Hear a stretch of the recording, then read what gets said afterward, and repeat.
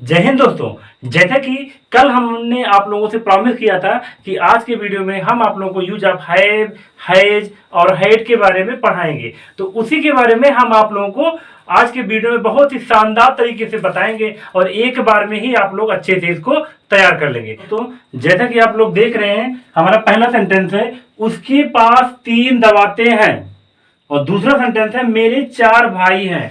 तो जो हम आप लोगों को पढ़ाने चल रहे हैं यूज ऑफ हैव, हैज और हैड के बारे में। तो सबसे पहले ये याद रखिए आप लोग कि हैज का प्रयोग कब करते हैं, हैड का प्रयोग कब करते हैं और हैज हैव हैड का प्रयोग कब किया जाता है, इसको ध्यान दीजिए। सबसे पहला काम तो जब किसी भी वाक्य में मेन वर्ब ना दिया रहे। मेन वर्ब मतलब मुख्य क्रिया ना दिया रहे। मुख्य क्रिया मतलब किसी भी वाक्य में जिससे कर्ता का कोई काम पाया जाए, जैसे उठना, बैठना, रोना, धोना, नहाना, गाना, बजाना, ये सब क्या है? ये सब मेन वर्ब है, ये सब मुख्य क्रिया है ना, मेन वर्ब। अर्थात अगर ये सब किसी वाक्य में ना दिया रहे और किसी भी वाक्य में पास शब्द आ जाए, जैसे उसके पास 3 दवाते हैं, इसमें पास आया है तो इसमें हम लोग हैज, हैव और हैड का प्रयोग कर सकते हैं। दूसरी चीज, लेकिन कुछ सेंटेंस ऐसे होते हैं जिसमें पास शब्द नहीं दिए रहते हैं, फिर भी उसमें हम लोग हैज और हैव और हैड का प्रयोग करते हैं।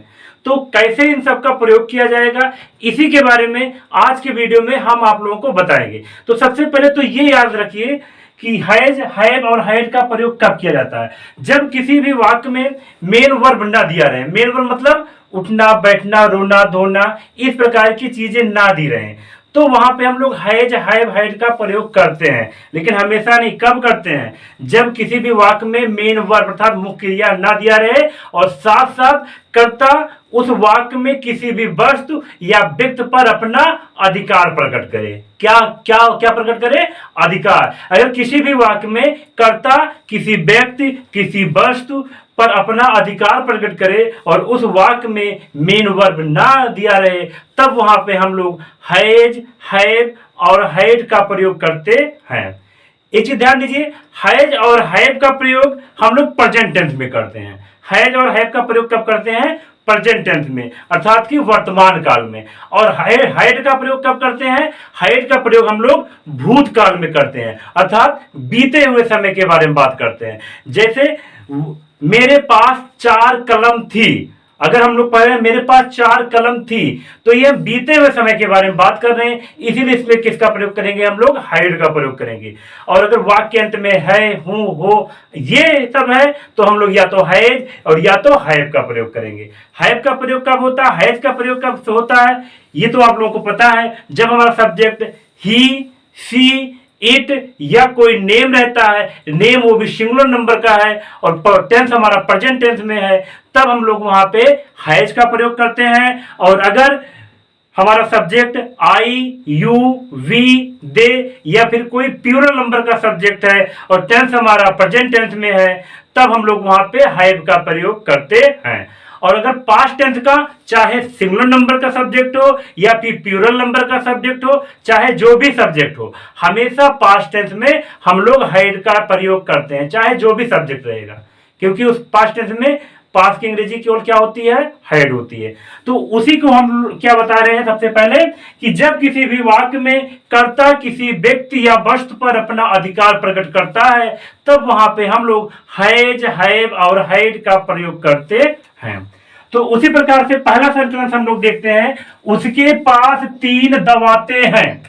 यहां पे देखेंगे उसके, इसमें हमारा सब्जेक्ट क्या आएगा? उसके, उसके का, उसको तो जब हम लोग सब्जेक्ट के रूप में लिखेंगे तो उसकी मीनिंग हो जाएगी ही। लास्ट में देखिए है तो इसका मतलब क्लियर हो गया, या तो हैज लगेगा या तो हैव लगेगा। हैड तो लगेगा नहीं क्योंकि ये पास्ट टेंस में नहीं है। यहाँ पे सब्जेक्ट हमारा ही है, तो ही के साथ क्या लगता है? Has, he has. उसके पास 3 दवाते हैं, यानी कि वह इन दवातों के ऊपर क्या प्रकट कर रहा है? इन दवातों के ऊपर अपना अधिकार प्रकट कर रहा है। जब अधिकार प्रकट कर रहा है, इसीलिए यहां पे हैज लग गया। ही हैज 3 दवाते का 3, और दवातों का क्या होता है? दवात का क्या होता है? इंक पॉट्स, क्योंकि दवाते हैं प्लूरल नंबर में दवाते हो गया, तो ये क्या हो जाएगा? Ink pots. He has 3 ink pots.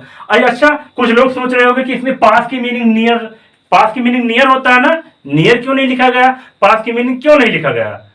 अरे भैया, इसमें कोई डाउट वाली बात नहीं। अभी हमने बताया यदि किसी भी वाक्य में सब्जेक्ट किसी व्यक्ति या वस्तु पर अपना अधिकार प्रकट करे या स्थान के ऊपर अपना अधिकार प्रकट करे तो वहां पे ऑटोमेटिकली पास की मीनिंग हैज, हैव और हैड हो जाता है। देखिए ये अगला सेंटेंस देखते हैं, मेरे 4 भाई हैं।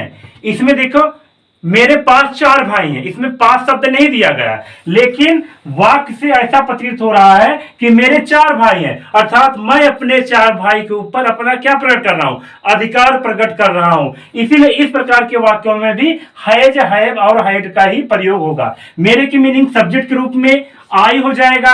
ये हमारा प्रेजेंट टेंस में है क्योंकि लास्ट में है तो आई के साथ क्या लगता है, आई के साथ हैव लगता है। आई हैव 4 का हो जाएगा 4 और भाई का हो जाएगा ब्रदर्स। I have 4 brothers. इसी प्रकार से अगला सेंटेंस हम लोग देखते हैं, राम के पास एक कुत्ता था। इसमें देखिए राम क्या है, राम हमारा सब्जेक्ट है, लेकिन इस वाक्य में बताइए राम का कोई कार्य पाया जा रहा है? इसमें मेन वर्ब दिया गया है, राम के पास एक कुत्ता था। इसमें यह नहीं पता चल रहा कि मेन वर्ब क्या है। मेन वर्ब अर्थात मुख्य क्रिया तो है नहीं, मुख्य क्रिया नहीं है, इसका मतलब ये हमारा यूज ऑफ हैव, हैज और हैड में से कोई एक हेल्पिंग वर्ब लगेगा। लास्ट में देखेंगे हम लोग था होगा तो ये पास्ट टेंस में है, बीते हुए समय के बारे में बात करें, इसीलिए इसमें कोई डाउट नहीं करना, हम लोग इसमें हैड का प्रयोग करेंगे। राम सब्जेक्ट राम है तो राम सब्जेक्ट के तुरंत बाद हम लोग क्या लगाते हैं, हेल्पिंग वर्ब। था है तो राम हैड, पास की मीनिंग इसमें ऑटोमेटिकली क्या हो गया, हैड। राम हैड क्या था, एक कुत्ता का अ डॉग, इसका हो जाएगा Ram had a dog. Ram के पास एक कुत्ता था।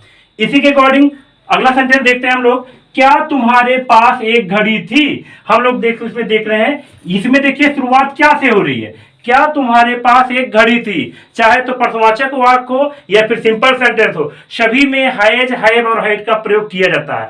शुरुआत इसमें क्या से हो रही है, इसमें भी हम लोग हैज, हैव का प्रयोग करेंगे।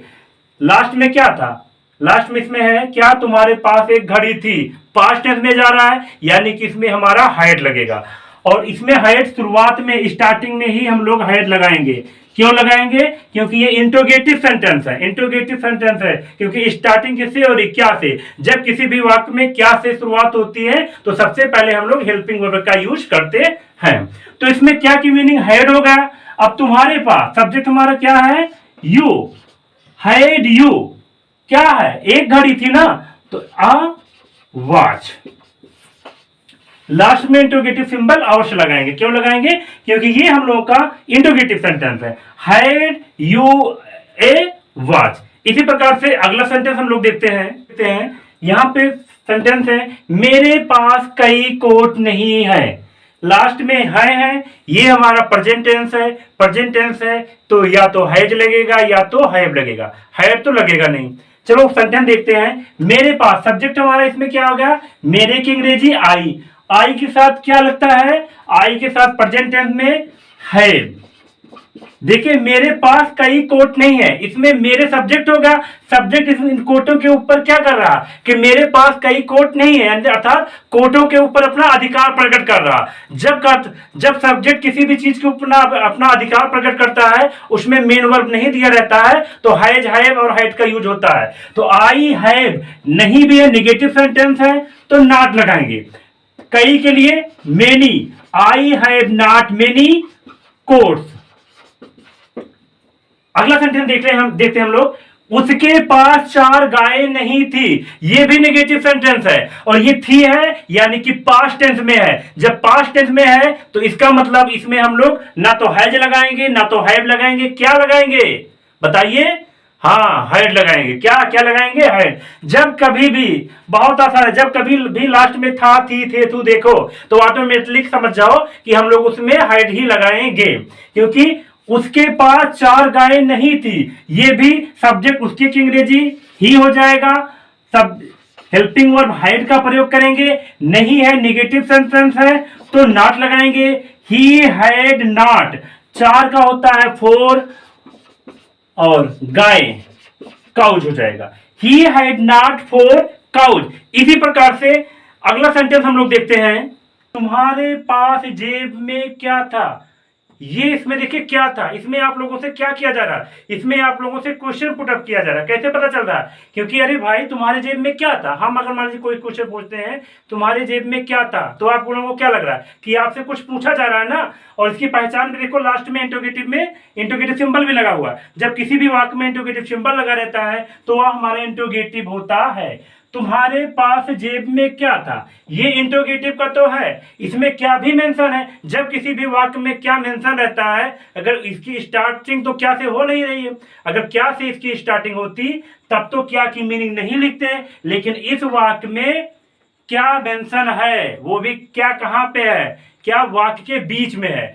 जब किसी भी वाक्य की शुरुआत क्या से होती तब तो उसकी अंग्रेजी नहीं लिखते हैं, लेकिन क्या बीच में है, इसीलिए सबसे पहले हम लोग इसमें WH टाइप को लिखेंगे। क्या की मीनिंग क्या होती है, व्हाट, क्या हो जाएगा व्हाट, WH टाइप के स्थान पर व्हाट। उसके बाद क्या लिखते हैं इस प्रकार के वाक्यों में, उसके बाद हेल्पिंग वर्ब का यूज किया जाएगा। है, था है, पास्ट टेंस में है। इसमें देखेंगे, इसमें देखिए, इसमें शुरुआत में क्या है नहीं, क्या बीच में है। जब क्या बीच में रहता है तो सबसे पहले WH टाइप को लिखा जाता है। WH टाइप इसमें क्या है, क्या की अंग्रेजी सबसे पहले हम लोग व्हाट लिख देंगे। व्हाट के बाद यानी कि WH टाइप के बाद किसका यूज करते हैं, helping verb.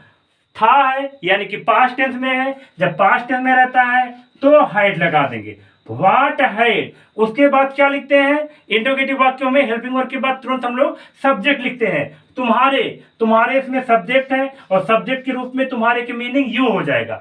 What hide you, क्या है, तुम्हारे पास जेब में क्या है, इन योर पॉकेट। लास्ट में इंट्रोगेटिव सिंबल अवश्य लगाएंगे, बिना इंट्रोगेटिव सिंबल के वाक्य हमारा सही नहीं होगा। तुम्हारे पास जेब में क्या था, तो व्हाट हैड यू इन, तुम्हारे पास 7 पुस्तकें क्यों है, इसमें है प्रेजेंट टेंस में है, तो सबसे पहले क्यों की मीनिंग क्या लिखी जाएगी भैया, व्हाई हो गया। व्हाई के बाद हम लोग इसमें हेल्पिंग वर्ब का यूज करेंगे।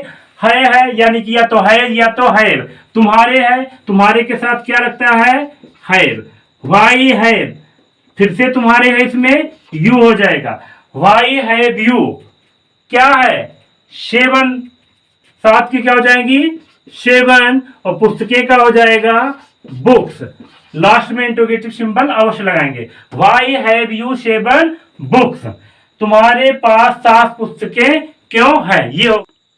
दोस्तों इसी प्रकार से यूज आप हैव, हैज और हैड के बारे में ढेर सारे प्रैक्टिस आप लोगों को घर पर करना है। और आप लोगों की प्रैक्टिस करने के लिए हम आप लोगों को 10 सेंटेंस दे रहे हैं। 10 सेंटेंस आप लोगों को स्क्रीन पर शो कर रहा होगा।